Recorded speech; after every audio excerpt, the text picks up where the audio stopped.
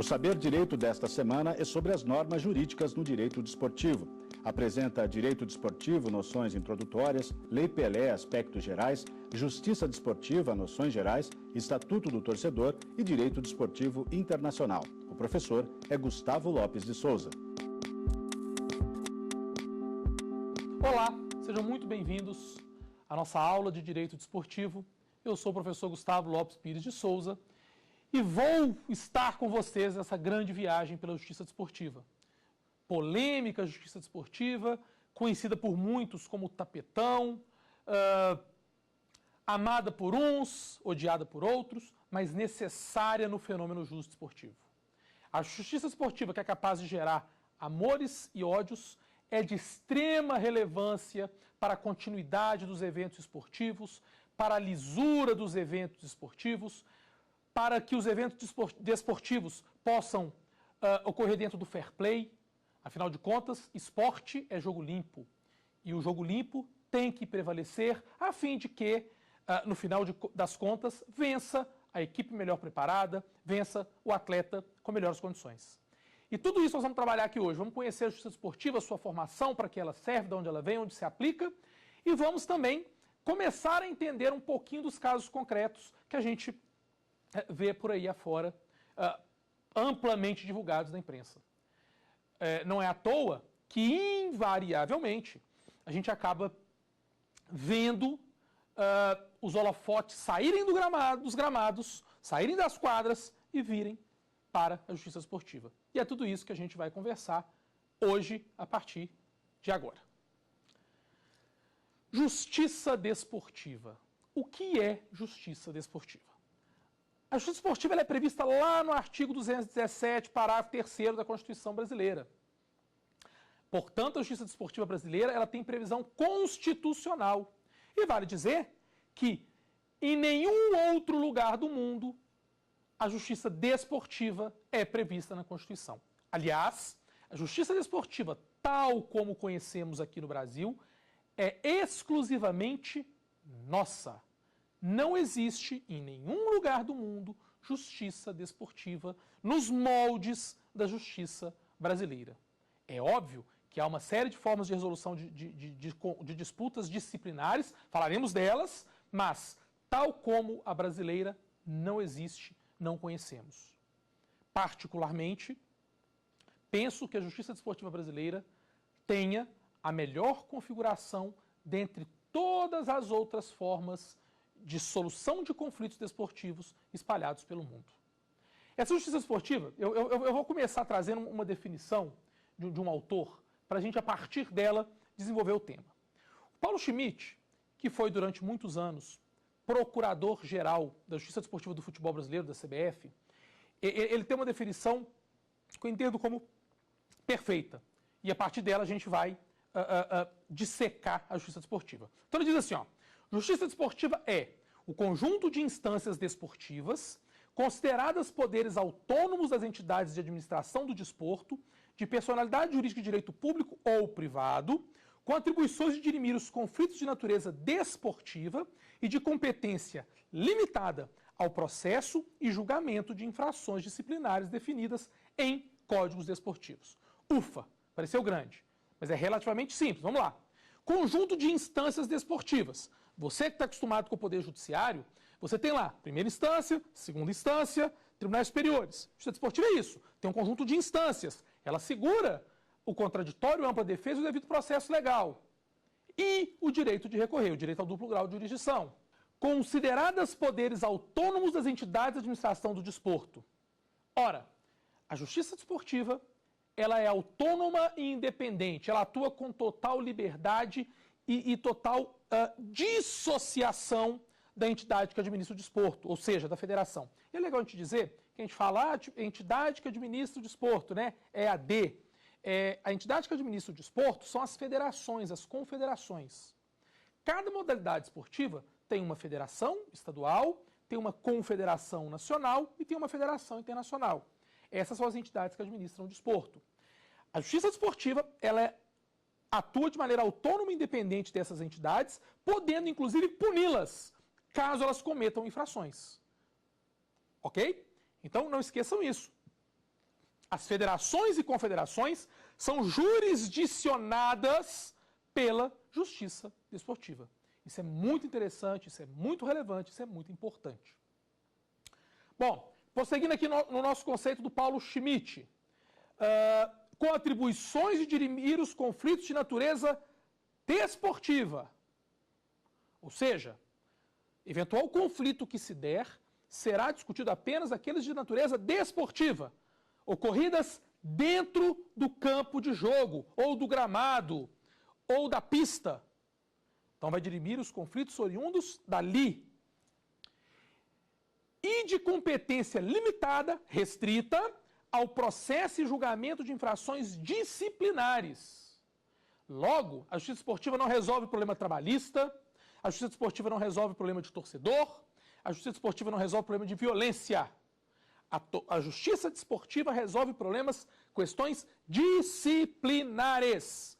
Questões disciplinares atinentes a todas aquelas personagens do fenômeno desportivo. Quais sejam? Árbitros, federações, confederações, atletas, dirigentes, membros da comissão técnica. A Justiça Desportiva se restringe a eles, aos clubes, às equipes. A Justiça Desportiva não resolve problemas ou questões de natureza trabalhista.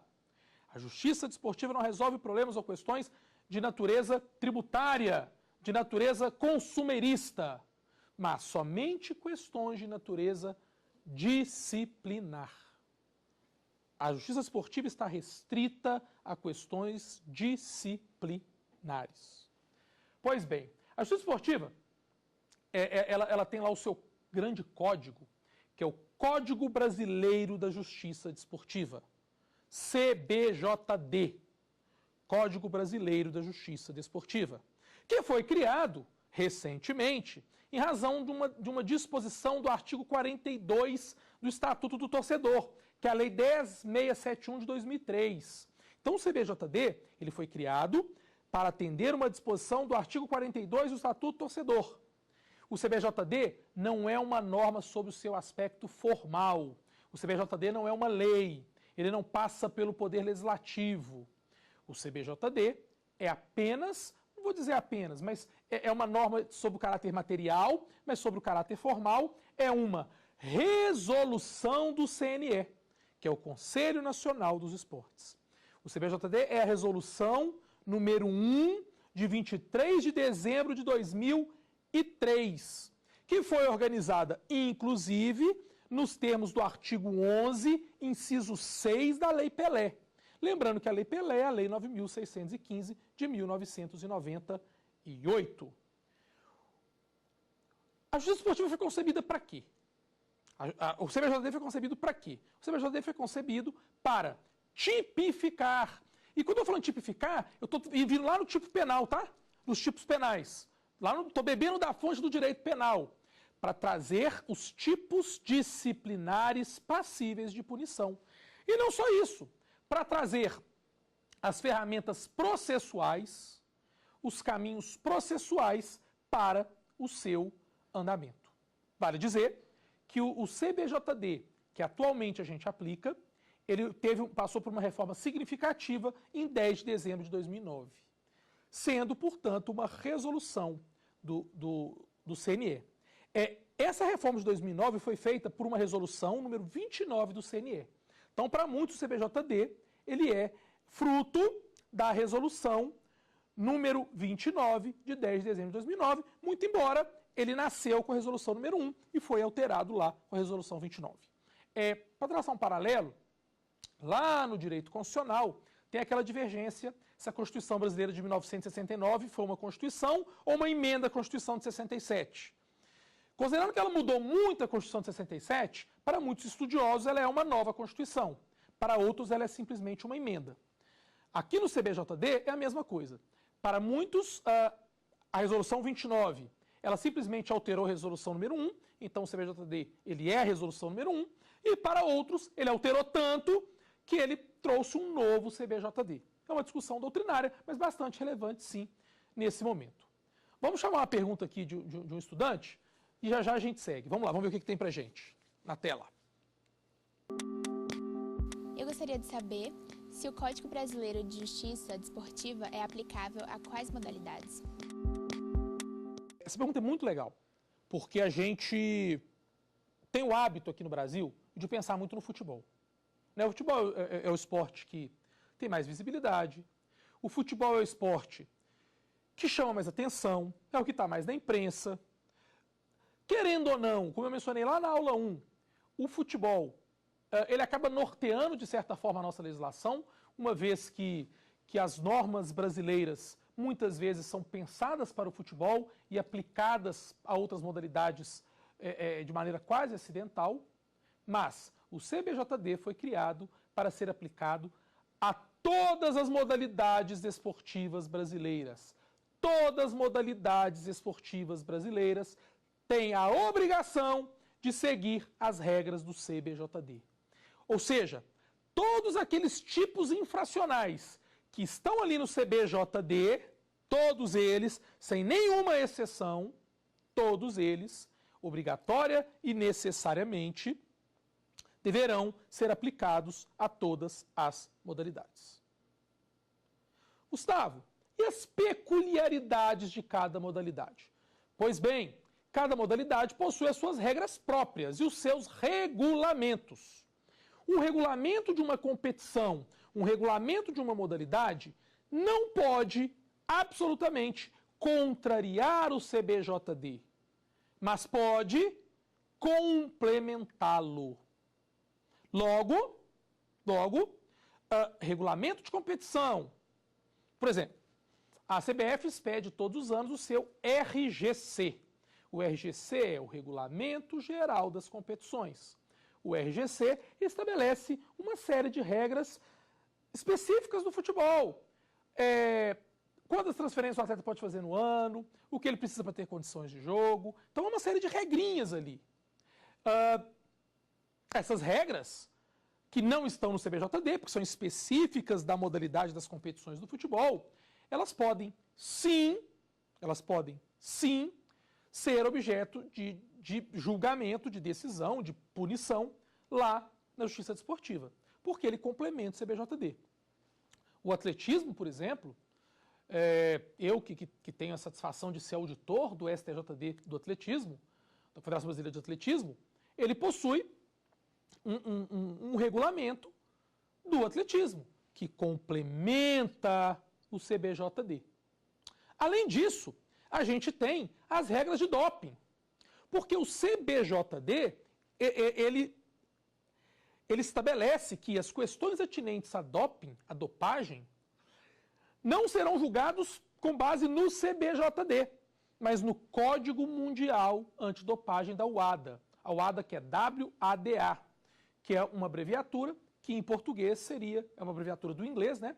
Que no português seria Agência Mundial Antidopagem. Por que isso? Porque as normas de doping têm que ter um caráter internacional, para que atletas de um país acabem não consumindo substâncias que no outro país não pode. Então precisa unificar. É o princípio da par conditio, da paridade de condições. E nesse mundo globalizado, em que as competições internacionais ocorrem de maneira bastante frequente e corriqueira, é muito, muito importante que esse controle de dopagem seja cada vez mais eficiente, cada vez mais firme, cada vez mais atuante. Então, o CBJD e todas essas normas que aqui citamos são aplicáveis a todas as modalidades. Naturalmente, as normas específicas de cada modalidade, como eu comentei do atletismo e a do futebol, se restringem àquelas competições, àquelas modalidades. Mas a resposta, Bruna, é sim. O CBJD é aplicável a todas as modalidades, e não somente a uma específica ou outra, muito embora a gente, pela imprensa ou pelo acompanhamento maior, acabe tendo a impressão que o CBJD é do futebol, mas não é. Se lembrem que eu comentei na aula 1, que lá em 1962 eu tinha o CBJDF e o CBJDD. O CBJDF era F de futebol, era para o futebol. O CBJDD era D de desportos, era para as outras modalidades. Então, em algum momento da história desportiva, já tivemos, sim, CBJDs, Códigos Brasileiros da Justiça Desportiva, diferentes para futebol e para as outras modalidades. Mas, atualmente, o CBJD, ele é para todas, ele é para todas as modalidades. Isso muitas vezes dificulta uma forma de aplicação ou outra, de alguma regrinha ou outra, mas ele é bastante amplo e ele consegue abraçar todas as principais questões disciplinares que a gente tem envolvendo as mais variadas modalidades.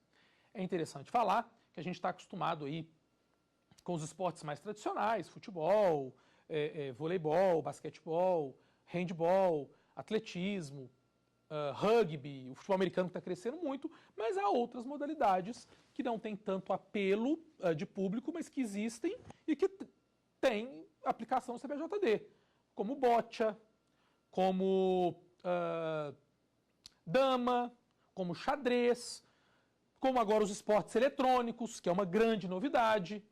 Né? Hoje já se entende os esportes, já se entende como modalidade esportiva os esportes eletrônicos. Inclusive o Comitê Olímpico Internacional já chegou a cogitar incluir os esportes eletrônicos no calendário olímpico. Então, para vocês terem uma ideia, há tanta modalidade esportiva espalhada pelo mundo afora, e todas elas, aí vamos falar de Brasil, todas elas espalhadas pelo Brasil, devem respeitar as questões disciplinares previstas no nosso CBJD, que é o nosso Código Brasileiro da Justiça Desportiva. É um texto praticamente de leitura obrigatória para todos os profissionais que pretendam atuar na área do desporto. Então, o Código Brasileiro da Justiça Desportiva, ele tem lá o propósito, o objetivo de regular a atividade esportiva com o objetivo de viabilizar a aplicação de sanções de natureza disciplinar. Então, o grande objetivo do CBJD é viabilizar a aplicação dessas sanções, dessas punições aí de natureza disciplinar. Então, por exemplo, um caso de doping, né? Ele poderia ir para o Poder Judiciário? Na verdade, não. O Poder Judiciário só pode interferir nas decisões da Justiça Desportiva depois que eu exaurir todas as instâncias da Justiça Desportiva. Então, se um atleta foi pego no doping hoje, ele não vai para o Judiciário. Ele vai para a Justiça Desportiva e o doping é até um caso à parte, eu comento na sequência. Uma falta desleal. Um atleta atuou de maneira desleal, levou o cartão vermelho, pegou a suspensão automática, que é prevista no CBJD, e aí agora vamos analisar se aquela falta desleal pode trazer maiores punições. Isso vai para o Judiciário? Não, isso vai para a Justiça Desportiva. Pode chegar ao Judiciário, Gustavo? Pode, desde que eu galgue todas as instâncias da Justiça Desportiva. Se eu galgar todas as instâncias da Justiça Desportiva, após eu terminar todas essas instâncias, aí eu posso ir ao Poder Judiciário discutir e questionar. Os órgãos da Justiça Desportiva, eles têm uma configuração bastante interessante. Eu vou chamar a segunda pergunta, que aí da segunda pergunta a gente já decola para entrar aí na essência da Justiça Desportiva. Então vamos ver o que os alunos têm para nos perguntar de dúvida, porque a Justiça Desportiva, desses temas, dessas aulas, talvez seja aquele que a imprensa mais divulga. Então tem muita coisa interessante, muita dúvida que o pessoal tem, até porque divulga-se muito futebol. Então, vamos ver o que os alunos trazem para a gente aí, e aí em cima das perguntas a gente vai decolando para aprofundar aí nos meandros da Justiça Desportiva. Vamos lá, vamos ver na tela aí. Eu gostaria de saber se todo esporte tem a sua própria Justiça Desportiva. Legal, Augusto. A resposta simples primeiro, sim. Toda modalidade desportiva tem a sua própria Justiça Desportiva. Como é que funciona? Toda federação, por disposição legal da Lei Pelé, obrigatoriamente tem que ter a sua Justiça Desportiva. Então a Federação Acreana de Handball, ela tem que ter a sua Justiça Desportiva. A Federação Baiana de Rugby tem que ter a sua Justiça Desportiva. A Confederação Brasileira de Desportos da Neve. Sim, existe uma Confederação Brasileira de Desportos da Neve, para os Jogos Olímpicos de Inverno, afinal de contas. A Confederação Brasileira de Desportos da Neve tem que ter a sua própria Justiça Desportiva. Ou seja, cada federação tem que constituir a sua justiça desportiva. Logo, cada modalidade tem a sua justiça esportiva própria da modalidade. A justiça esportiva do futebol é para o futebol, a do voleibol é para o voleibol, a do rugby é para o rugby, a da natação é para a natação. Cada modalidade guarda a sua justiça desportiva. Ok? Então, cada esporte tem a sua justiça desportiva. Essa é a regra. E ela tem que ser constituída na forma prevista em lei para cada uma das suas federações. Mas há um detalhe interessante aí. Eu comentei agora há pouco que o doping é diferente. O doping, até o ano passado, ele era julgado pela justiça desportiva. Então, cada modalidade, quando surgiu um caso de doping, julgava as questões de doping da sua modalidade. Entretanto, aí voltamos à questão internacional da UADA, da Agência Mundial Antidopagem. A UADA começou a pressionar o sistema desportivo brasileiro, inclusive de maneira estatal, inclusive o governo brasileiro, o Ministério dos Esportes, para que fosse criado um tribunal único do doping. Para que todas as decisões de doping fossem unificadas. Em razão disso, foi feita uma alteração na Lei Pelé. E essa alteração retirou da justiça desportiva a competência, a atribuição legal de julgar o doping. E foi incluído na Lei Pelé o TAD, Tribunal Antidoping. Esse tribunal, repito, único para julgar as questões de doping de todas as modalidades. Então, o doping, Augusto, acaba sendo uma exceção a esta regra. Até porque, no caso de doping, não é mais a justiça desportiva que julga, é este tribunal antidoping. Então, sempre que o atleta for flagrado no caso de doping, em qualquer modalidade, esse tribunal tem sede em Brasília, é este tribunal especializado, único, que julgará as questões atinentes ao doping. Ok? Então, essa alteração super recente, ela retira da justiça desportiva a atribuição legal, a competência para julgar os casos de doping e entrega essa competência, transfere essa atribuição legal, transfere essa competência para o TAD, o Tribunal Antidopagem, o Tribunal contra o Doping, organizado no Brasil, de forma única para todas as modalidades. Tirou o doping, todas as outras modalidades, todas elas, sem nenhuma exceção, terão seu processamento e seu julgamento ocorridos lá na Justiça Desportiva.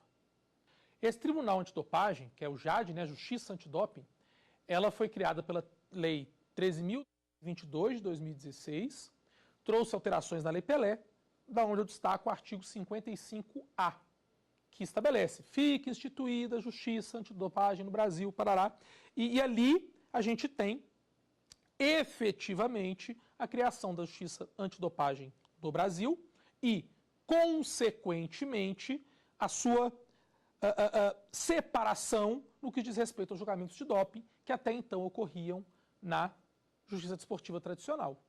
Então, Augusto, como eu te dizia, sim, toda modalidade, cada modalidade tem a sua, exceto para o doping. Essa é a resposta mais correta, a resposta mais certeira que a gente tem para o momento.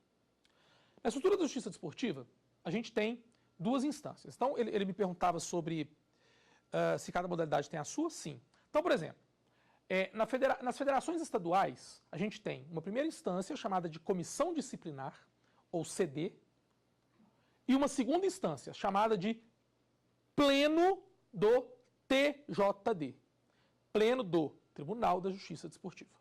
Então, em âmbito estadual, eu tenho uma comissão disciplinar.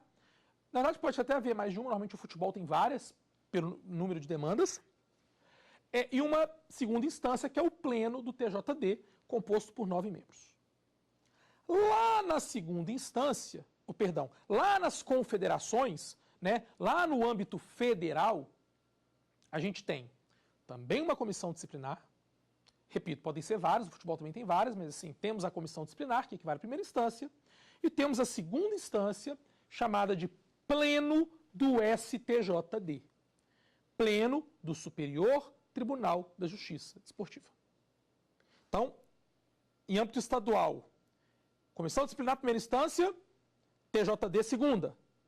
Em âmbito nacional, Comissão Disciplinar Primeira Instância, que é outra comissão disciplinar, não é a mesma do estadual, Comissão Disciplinar em Primeira Instância e STJD em segunda instância. Como é que funcionam as decisões? As competições estaduais são julgadas pela Justiça Desportiva Estadual. Então a demanda se inicia na Comissão Disciplinar Estadual e o recurso vai para o TJD Estadual. Nesse caso, em algumas situações muito específicas, pode-se tentar um terceiro grau de jurisdição para o STJD. Mandado de garantia, por exemplo, que equivale mais ou menos ao mandado de segurança na Justiça Comum. O mandado de garantia na Justiça Esportiva é para assegurar direito líquido e certo. Em âmbito nacional, iniciam-se as demandas na Comissão Disciplinar de Primeira Instância e aí cabe recurso para o STJD, que funciona como segunda instância. O TJD e o STJD têm 9 membros cada um. As comissões disciplinares normalmente têm 5 membros, podendo lá o quórum com 3 já fazer o julgamento. Gustavo, puxa vida, e se eu chegar no STJD e sentir que eu fui injustiçado, ou estou advogando lá, sentir que o meu cliente foi injustiçado, cabe recurso? Sim, cabe. Cabe recurso para o Tribunal Arbitral do Esporte, que tem sede lá em Lausanne, na Suíça. O Tribunal Arbitral do Esporte, que foi criado pelo Comitê Olímpico Internacional para dirimir conflitos das entidades filiadas ao Comitê Olímpico Internacional. Esse Tribunal Arbitral do Esporte, que falaremos com mais cuidado, falaremos de maneira mais detida na aula 5, quando trabalharemos o direito internacional. Mas é bom que vocês saibam desde já que da decisão da Justiça Desportiva do Brasil ainda cabe recurso para o Tribunal Arbitral do Esporte na Suíça.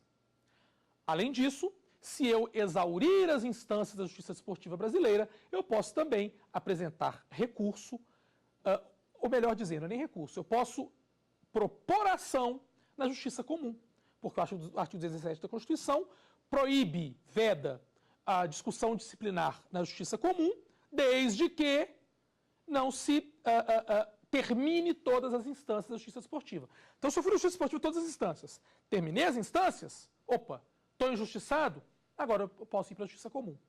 Teve um caso bastante famoso no Brasil, de uma equipe de São Paulo, que perdeu pontos no STJD e acabou rebaixada, e isso favoreceu uma grande equipe carioca, que seria rebaixada, a equipe carioca ficou na primeira divisão. E muitos torcedores dessa equipe paulista, indignados com a decisão do STJD, propuseram uma série de ações na Justiça Comum. Então, uma série de ações foram propostas na Justiça Comum. Até nenhuma delas com êxito. Mas a Justiça Comum foi acionada aí também. Temos um outro caso também de bastante relevância, quando a gente fala de tapetão e, entre aspas, virada de mesa, eu não gosto de nenhum desses dois termos. No ano de 1999, uma equipe do Distrito Federal conseguiu na Justiça Comum, e aí ele teve sucesso, conseguiu na Justiça Comum reverter uma decisão da Justiça Desportiva e ser incluído na Série A do Campeonato Brasileiro de Futebol.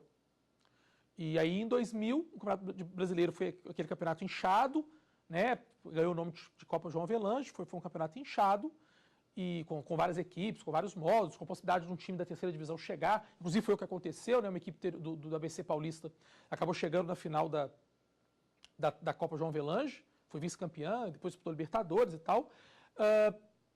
E toda essa nova reordenação da Taça João Avelange, ela se deu por uma decisão da Justiça Comum, que alterou uma decisão da Justiça Desportiva. Então, é possível sim a Justiça Comum interferir nas decisões da Justiça Desportiva, desde que as instâncias desportivas tenham sido exauridas. A natureza jurídica da Justiça Desportiva não é de poder judiciário, então a Justiça Desportiva não faz parte do poder judiciário. Não obstante isso, ela não fazer parte do poder judiciário, a função exercida ali pelos seus auditores, quem julga lá não é juiz, é auditor, é considerada função de relevante interesse público.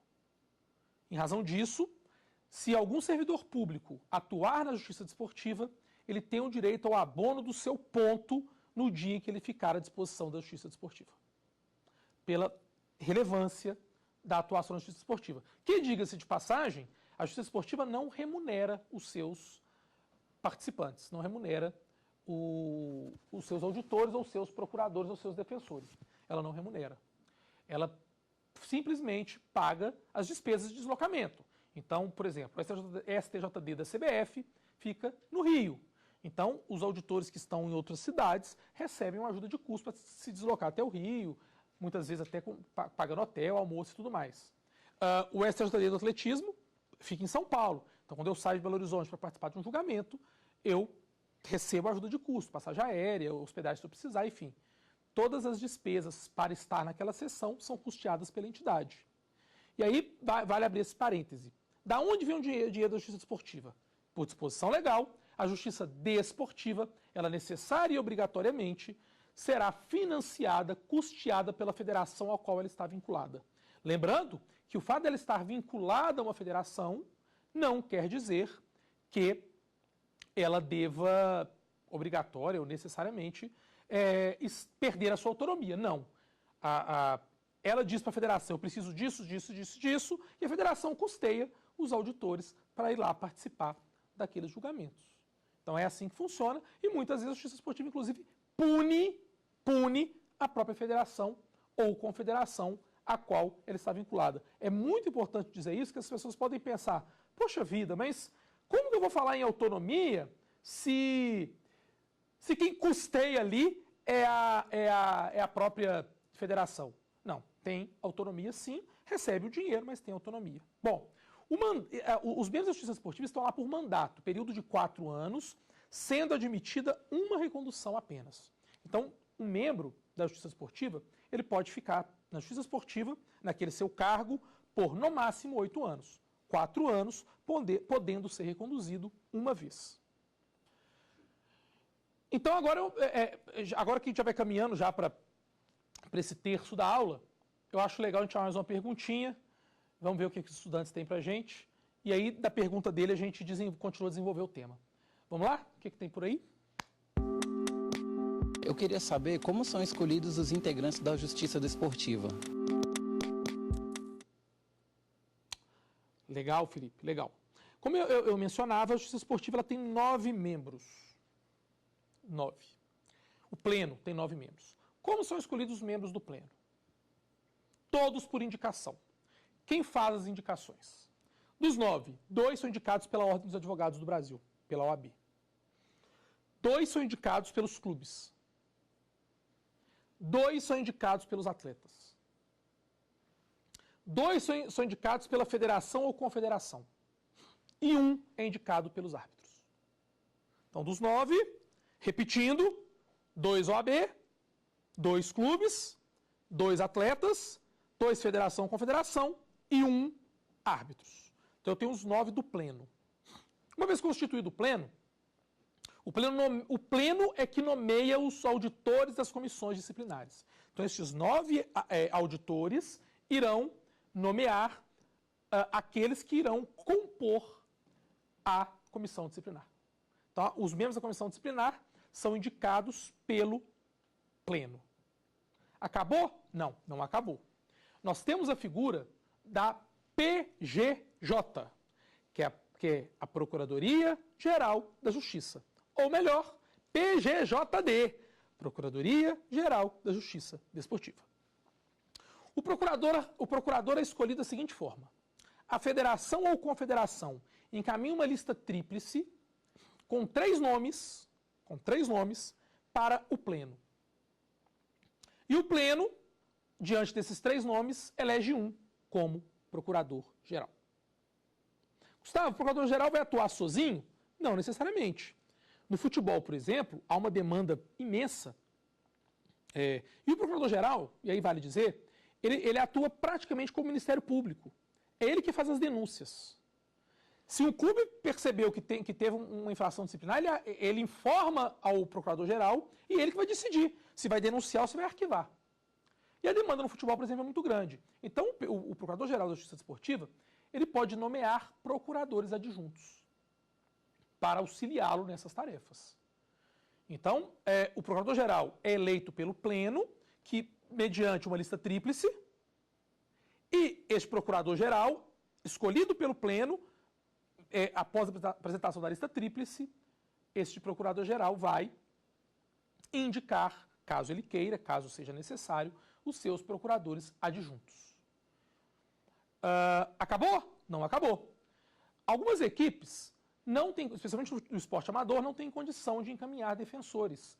Então, o Pleno pode elaborar uma lista de defensores dativos. Então, ele nomeia defensores dativos que possam atuar de maneira graciosa, de maneira gratuita, na defesa dos direitos, dos interesses de eventuais jurisdicionados na justiça desportiva. Ok? Então, aqui a gente tem fechadinha a composição da justiça desportiva. Pleno, comissão disciplinar, 2 instâncias. Procuradoria, que faz a denúncia, e o defensor dativo, que vai atuar naquelas situações as quais não houver advogado constituído pelo indiciado, né, pelo réu, e nessas situações o defensor dativo atuará para assegurar a ampla defesa e o contraditório dessa parte que está sendo ali julgada de maneira sem a presença de um advogado, para garantir justamente a ampla defesa, o contraditório e até mesmo, por que não dizer, o devido processo legal. Então, com essa pergunta do nosso colega, a gente fecha aí a história da formação e da composição da justiça desportiva. Eu acho importante, a gente nesse momento, destacar alguns princípios que vão regular o processo disciplinar. Então, nós temos o princípio da legalidade. Só se pode fazer aquilo que é previsto em lei. Princípio da publicidade. Todos os atos da justiça esportiva são públicos. Muitos tribunais possuem site próprio na internet para divulgar suas decisões, para torná-las públicas. Princípio da moralidade. Tudo tem que ser conduzido com moralidade. Inclusive, se eventualmente um auditor tiver interesse na demanda, ele não só pode, como deve se declarar suspeito. Impessoalidades. Os julgamentos vão ocorrer independente da pessoa, né? A pessoa não é importante, foco na lei. Eficiência. Os tribunais têm que ser eficientes, gente. Competição desportiva é assim, ó. O atleta foi expulso hoje, tem jogo semana que vem. O julgamento tem que ser rápido. Porque você não vai ficar esperando, suspenso até vir o julgamento. O julgamento tem que ser rápido. Oficialidade, tudo depende de impulso oficial. Contraditório e ampla defesa. Isso é uma característica brasileira, viu, gente? Porque, por exemplo, na Inglaterra, são painéis que fazem esses julgamentos, e acaba o jogo, o painel se reúne e aplica a sanção. Se o atleta se sentir prejudicado, que ele recorra à liga. Mas o painel, ele toma a decisão independentemente de, lá na Inglaterra, né, de defesa. Aqui no Brasil não, a defesa é garantida. A verdade real, busca-se a verdade real. Hoje utiliza-se muito vídeo durante as sessões de julgamento para tentar enxergar ali naquele lance que aconteceu, né? A história da leitura labial, inclusive. Oralidade. Os procedimentos, eles, via de regra, eles tramitam de maneira oral. Então, a denúncia pode ser feita de forma oral, a defesa de forma oral e a decisão também de forma oral, para garantir a celeridade, claro.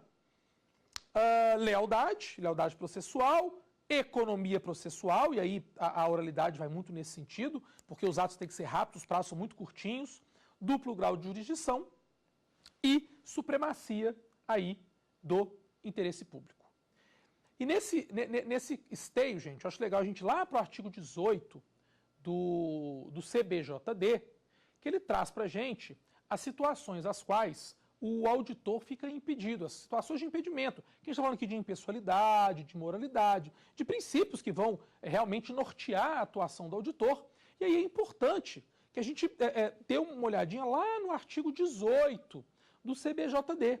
Porque o artigo 18 do CBJD, ele vai estabelecer as situações às quais o auditor não pode atuar. E lá no artigo 18, o que a gente tem de previsão? Olha lá, ó. Quando o auditor já tiver em algum momento se manifestado sobre fato concreto do objeto da causa, então, às vezes o auditor foi na imprensa e se manifestou. Se ele se manifestou, está impedido de atuar no processo. Em regra, o próprio auditor tem que se declarar, tá? Olha, gente, eu já me manifestei, eu me sinto impedido. Se ele não fizer, ou as partes interessadas ou a procuradoria pode arguir na primeira oportunidade. Começou a sessão, pela ordem. Senhor auditor, no dia tal, às tantas horas, o senhor manifestou, eu entendo que o senhor está suspenso, impedido.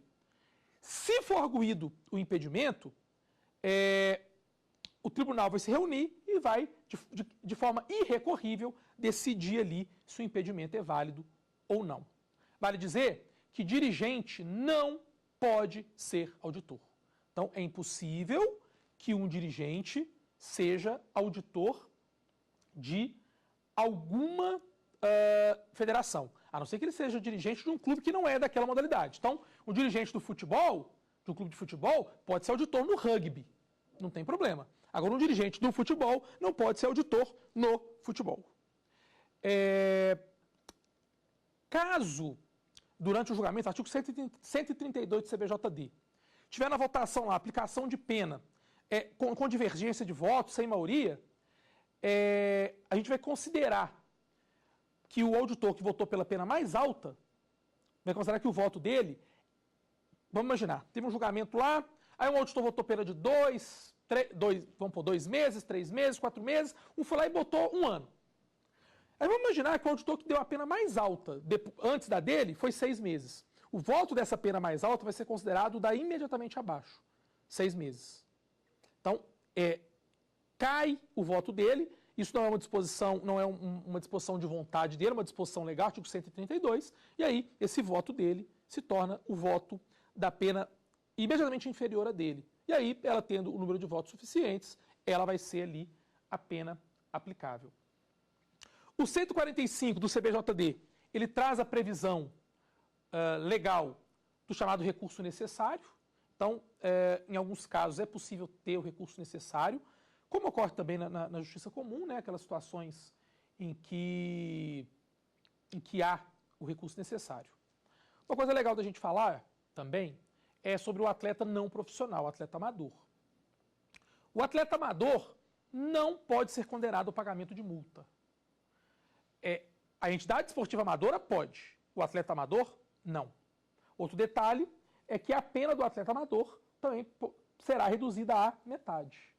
Então, há um tratamento diferenciado entre o atleta profissional e o atleta amador. Logo, aí vem a pergunta lá da aula 2. Como eu considero aquela modalidade profissional? Se a modalidade tiver contrato formal de trabalho, for tida como profissional, o atleta pode ser multado. Se ela for tida como amadora, olha a outra repercussão. Eu lembro que naquela aula eu mencionei a repercussão da aplicação do Estatuto do Torcedor. Agora, eu tenho também uma restrição relevante na aplicação do CBJD, porque eu não posso multar aquele atleta, se ele for considerado não profissional, se ele for considerado atleta amador. É interessante que a gente usa esse termo amador, mas apesar da gente usar o termo amador, a nomenclatura correta que a gente tem é desporto ou modalidade não profissional. A legislação brasileira não trata como amador, ele trata como profissional e não profissional. Vale dizer que o atleta profissional ele tem um contrato formal de trabalho e o atleta não profissional não tem um contrato formal de trabalho. Ele até pode, eventualmente, ter contrato de patrocínio, receber ajuda de custo, mas contrato formal de trabalho ele não pode ter. Porque se tiver contrato formal de trabalho, ele deixa de ser atleta não profissional e se torna atleta profissional. Gustavo, eu gostaria muito de atuar na justiça desportiva. Quem pode atuar na justiça desportiva? A Lei Pelé estabelece que, para ser auditor, defensor dativo ou procurador, deve-se obedecer a 2 requisitos. 2 requisitos apenas. Notório saber jurídico e reputação ilibada. Nesse sentido, eu posso afirmar que é desnecessária a formação jurídica. É bastante comum nos tribunais das mais variadas modalidades termos médicos, especialmente na época em que o doping era da justiça esportiva, termos fisiologistas, termos atletas ou ex-atletas, termos profissionais de educação física, que possuem um notório saber desportivo e que podem contribuir, não é? Muitas vezes, durante uma sessão de julgamento, especialmente de doping, o doping que exige algumas peculiaridades, algumas especificidades bastante interessantes, mas especialmente no caso do doping, muitas vezes você ter um auxílio ali de um auditor, de um colega auditor, que tem formação médica ou fisiológica, é bastante importante, é muito, muito, muito relevante. E aí, nesse sentido, o conhecimento dele, que não é necessariamente jurídico, mas é um conhecimento respaldado em matéria desportiva, pode trazer uma grande ajuda. Inclusive, nesse sentido, a própria justiça antidoping, né, a justiça desportiva antidoping, lá estabelecida no 55A da Lei Pelé, ela tem na sua composição, a atual composição dela, tem ex-atletas e tem um médico. Por quê? Pela relevância. O doping realmente exige para a gente aí que os atletas eventualmente possam, atletas na categoria e os médicos possam eventualmente auxiliar estes julgamentos mediante decisões mais técnicas. Gustavo, em âmbito internacional, como é que funciona? A Conmebol, que é a Confederação Sul-Americana de Futebol, ela possui um código disciplinar para suas competições, que equivale ao nosso CBJD, que é uma criação federativa do próprio comitê, da própria Conmebol. A FIFA também tem o seu código disciplinar, que é da própria FIFA, que é para as competições FIFA. Então o CBJD é aplicável para as competições nacionais. Mundiais, FIFA, sul-americanas, Conmebol, e lá eles têm os seus tribunais próprios, compostos por membros conforme os seus estatutos. E só para finalizar, para a gente já partir para o encerramento, vale dizer, eu disse que as competições estaduais vai para a Justiça Desportiva Estadual, as nacionais para a Justiça Desportiva Nacional, e as competições que não são nacionais, mas regionais com mais de um estado. Competição regional com mais de um estado vai para a Justiça Desportiva da Confederação, então vai para a Justiça Desportiva Nacional. Sendo assim, agora vocês estão habilitados a aprofundar na justiça desportiva, vocês conhecem a justiça desportiva e, por que não, habilitados a se procurarem indicações para atuar nos órgãos da justiça desportiva. É gratificante, é muito legal e trabalhar com o esporte é extremamente gostoso e apaixonante. Dito isso, eu deixo um grande abraço a todos vocês que nos acompanharam nessa aula e nas aulas anteriores, e já, de bate-pronto, eu faço um convite para as próximas aulas. Vamos tratar, na sequência, de um tema extremamente relevante e também apaixonante, e que, inclusive, traz um mega interesse para aqueles que não são da área, que é o Estatuto do Torcedor e as relações de consumo no desporto. Trataremos deste Estatuto do Torcedor, que foi criado lá em 2003, numa espécie de trinômio. Ele foi criado com 3 objetivos principais. O primeiro objetivo foi conceder direitos a um consumidor específico, ou seja, o consumidor de eventos esportivos. O segundo objetivo foi trazer, de certa forma, mais transparência e profissionalismo para os eventos desportivos. E, finalmente, auxiliar no combate à violência. Aliás, diga-se de passagem, essa alteração, ou esse terceiro membro do tripé, que é combater a violência, ele surgiu em 2010 como alteração no Estatuto do Torcedor.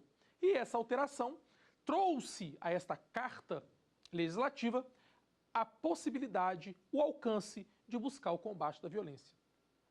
Vale dizer que o Brasil, junto com a Argentina, é o país que mais mata em razão de eventos esportivos no mundo. Então, o Brasil e a Argentina disputam aí anualmente quem terá o maior número de mortes nos estádios de futebol, o que é extremamente lamentável e triste, já que o esporte, com funções tão relevantes de inclusão social, de busca do lazer, de saúde e entretenimento, acaba tendo um objetivo não quisto, ou seja, mortes, violência e outros danos. Portanto, um grande abraço e aguardo vocês na nossa aula 4. Até já! Ficou com dúvidas? Então mande um e-mail para saberdireito@stf.jus.br. E você também pode estudar pela internet. Basta acessar o site tvjustiça.jus.br.